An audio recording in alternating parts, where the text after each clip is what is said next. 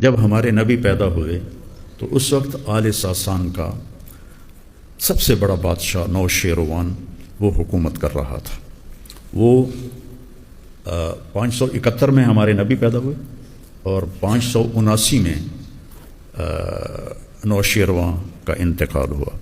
نوشیروان عادل کے نام سے مشہور ہے، 48 برس اس نے حکومت کی۔ یہ جو نوشیرہ ہے یہ جب ٹیکسلا پہ کپت خاندان کی حکومت تھی تو اسے ویشیوں نے برباد کر دیا تھا، تو اس نے ٹیکسلا پہ حملہ کیا، پشاور تک فتح کیا اور نوشہرہ کا شہر آباد کیا۔ نوشیروان کے نام سے اس کا نام نوشہرہ پڑا۔ یہ انتہائی عادل بادشاہ تھا۔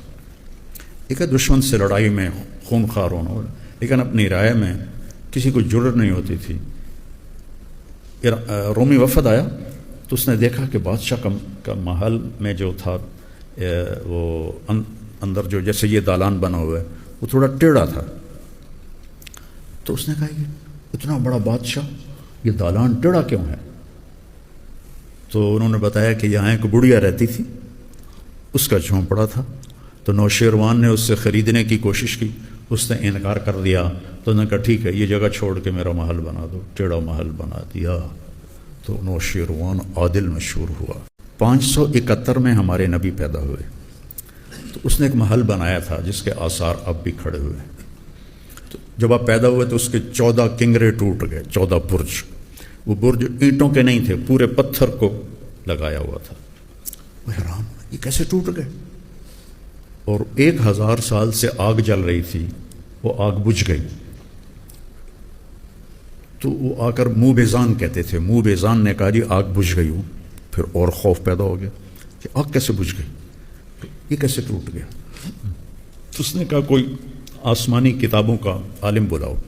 تو حیرہ میں ایک پادری تھے عبد المسیح، ان کو بلایا۔ اس نے کہا جی میرا ماموں ہے، شام میں رہتا ہے، وہ مجھ سے زیادہ جانتا ہے، میں اس کے پاس جاتا ہوں۔ اس کا نام تھا ستیح۔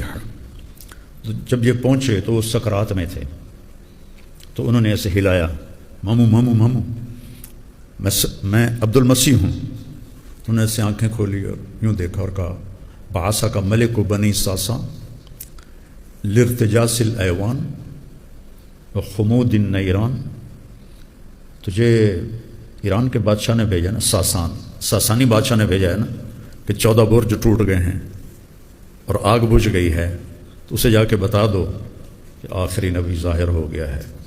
اب نہ تیرے لیے ساسان میں کوئی جگہ ہے اور نہ میرے لیے شام میں کوئی جگہ ہے، اب اس نبی کا ڈنکا بجے گا۔